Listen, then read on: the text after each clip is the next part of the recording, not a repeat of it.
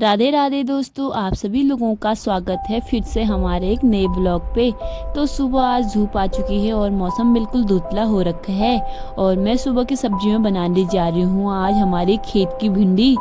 शायद ये आज लास्ट सब्जी है हमारी खेत की, उसके अब तो ख़त्म हो गए हैं। तो साथ साथ में मैंने दिन की दाल भी चढ़ा दी थी क्योंकि दिन में आज हमने सफाई करनी थी, तो मैंने साथ में ही दाल चढ़ा दिया था। और आज मैं दाल बना रही हूँ चने और जो पहाड़ में होती है मसूर, तो उसकी दाल बना रही हूँ। तो दिन में खाना आना खाने के बाद फिर हम चाय पीने के बाद लग गए हैं काम पे। और मैं आज आपको बताने जा रही हूँ कि जो मांस यानी कि उड़द होता है उसको कैसे निकाला जाता है और उसके दाने कैसे किस प्रकार निकाले जाते हैं जो बोए जाते हैं अपने खेत पे, तो मैं आपको बताती हूँ। तो हमने काटने की पहले आपको दिखा दी थी कि उड़द की दाल बोने के बाद कैसे काटे जाते हैं, तो मैं आपको बताती हूँ कि इसके दाने कैसे निकाले जाते हैं। तो हमने इसको धूप में रख दिया था छत पे, तो ये लगभग 4-5 दिनों के बाद अच्छे से धूप में सूख गए थे। उसके बाद मम्मी नीचे लेके आ गई थी एक चादर में और फिर एक डंडे की सहायता से हम इसको आराम आराम से इसके दाने निकालेंगे। इसमें ज़्यादा बड़े डंडे का यूज़ नहीं करना पड़ता है, यानी अगर हमारे बड़े डंडा यूज करेंगे तो इसके दाने पिचक जाएंगे, यानी कि वो पूरा पीस जैसे जाएंगे। तो इस वजह से हम सिर्फ पतला ही डंडे का यूज करेंगे और थोड़ा थोड़ा करके ऐसे जैसे मम्मी कर रही है ऐसे इसके दाने निकाले जाते हैं। तो लगभग इसको आधा घंटा ऐसी इसमें डंडे मारने के बाद इसके दाने सब निकल जाएंगे। और मम्मी ने निकाल दिया है और उसके बाद मम्मी इनको साफ़ कर रही है क्योंकि इसमें बहुत ज़्यादा कचरा रहता है, उसके पत्तियाँ और उसके चिक्कल रहते हैं, तो उसको मम्मी साफ़ कर रही है। और ये होता है हमारे पहाड़ी भाषा में सूपा कहा जाता है, जो कूड़े को तो बाहर निकाल देता है और दाने बिल्कुल उसी में रह जाते हैं और बिल्कुल साफ़ रहते हैं। तो अक्सर जो भी पहाड़ की चीज़ें होती हैं इसी में साफ़ किया जाता है, जो अनाज दाने होते हैं दाले आले, तो पहाड़ों में यही इसी से यूज किया जाता है और शहरों में भी इसी का यूज किया जाता है। तो हम इसको गांव से लेके आ गए थे, तो हमेशा ये काम आता है जब हम कभी चावल सुधारते हैं या कभी कुछ दालें वगैरह सारी चीज़ें ये बिल्कुल साफ़ कर देता है और दानों को बाहर नहीं डालता। तो ये बहुत पुराने समय से ही ये हाथों के द्वारा बनाई जाती है और ये रिंगाल के द्वारा बनाई जाती है। जो बांस होता है उसका छोटा प्रजाति रिंगाल होती है, तो उससे ये औजार यानी कि ये सूपा बनाया जाता है। तो इस वजह से हम इसको गांव से लेके आ गए थे और इसमें ही अक्सर हम सफाई करते हैं।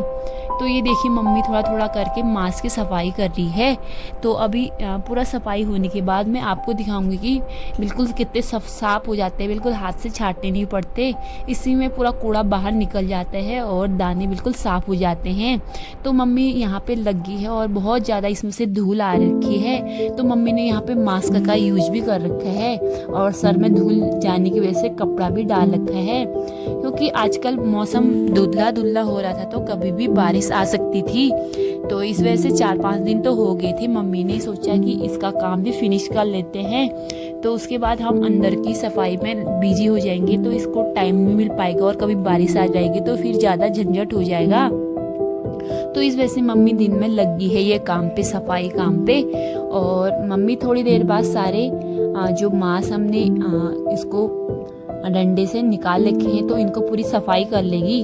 तो थोड़ी देर बाद हम आपको दिखाएंगे कि मम्मी ने किस प्रकार इसकी सफाई कर रखी है और हमारी मांस यानी कि उड़द की दाल कितनी हो रखी है। तो जितनी भी हो अपनी मेहनत से हमने खेत में लगा रखी थी, तो उसका फल तो थोड़ा बहुत हमें मिलेगा ही, लेकिन मम्मी यहाँ पे अपना काम जारी रखा है मम्मी ने। तो मैं अंदर की थोड़ी बहुत सफाई कर लेती हूँ क्योंकि पंखे वगैरह सारे साफ करने हैं, तो जितना होता है मैं अंदर की सफाई करती हूँ और मम्मी यहाँ पे मांस की सफाई करने में लगी है और पापा देख रहे हैं अक्सी को। तो इस वजह से हर कोई अपना अपना काम कर रहा है, तो मैं भी लग जाती हूँ अपने काम पे और मम्मी को करने देती हूँ मांस की सफाई। तो मैं आपको दिखाऊंगी कि बिल्कुल हमारे मांस कितने हो रखे हैं और कैसे इसकी सफाई की है। तो देखते रहिए हमारे ब्लॉग के एंड तक।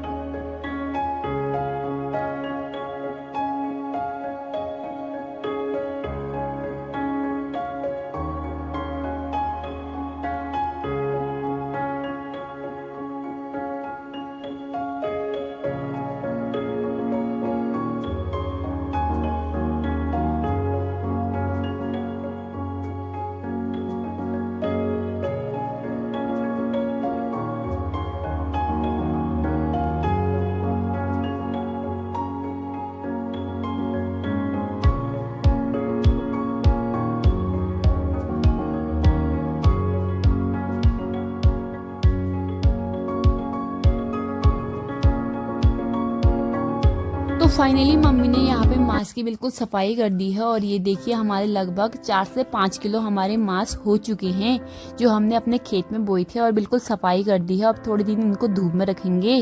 तो उसके बाद शाम को मेरे हस्बैंड जी घूमने जाने के बाद आज लगती है यहाँ पे बृहस्पति बाजार। तो यहाँ पे जो सब्जी मंडी की मार्केट लगती है वहाँ से मेरे हस्बैंड जी लेके आ गए थे जलेबी और आज चाय के साथ हम शाम को जलेबी खाएंगे। उसके बाद हम सब्जी में लग जाएंगे। तो आज शाम की सब्जी में हम बना रहे हैं पनीर की सब्जी और हमारी पनीर की सब्जी बन चुकी है। अक्सर हम बीच बीच में पनीर वगैरह बना लेते हैं क्योंकि हम वेज ही खाना खाते हैं, नॉन वेज नहीं चलता हमारे घर में। तो इस वजह से हम बीच में कभी कभी पनीर बना लेते हैं।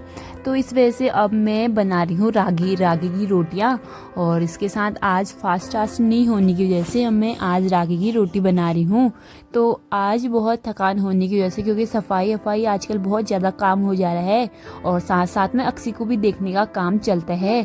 तो इस वजह से बच्चों के साथ तो थकान होती है और दूसरा हमारे अंदर की सफाई की वजह से दिन भर बहुत ज़्यादा थक जाते हैं सब लोग।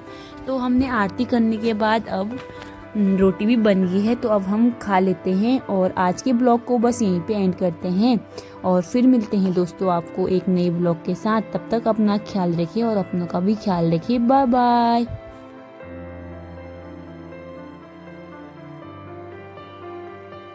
राधे राधे दोस्तों, मैं अपने ब्लॉग को फिर से कंटिन्यू कर रही हूँ सुबह के 4 बजे से। तो आज सुबह 4 बजे पापा जाने वाले हैं गांव किसी वजह से। तो मम्मी ने यहाँ पे आलू भी बना दिए हैं और सफ़र के लिए हम सुबह नाश्ता बना रहे हैं। आज जाना था किसी काम से गांव, तो पापा गांव जा रखे हैं। तो मम्मी ने सुबह 4 बजे आज बना रही है पराठे जो कि मेथी के पराठे हैं और साथ में हमारी चलेगी आलू के गुटके। तो मम्मी जब भी पापा गांव या कहीं सफ़र में जाते हैं तो घर से ही हम खाना बनाते हैं उनके लिए क्योंकि हम अपने घर में मिर्ची और मसालों का ज़्यादा स्पाइसी खाना नहीं खाते। तो इस वजह से हम घर में ही पापा के लिए हमेशा टिफ़िन तैयार करते हैं।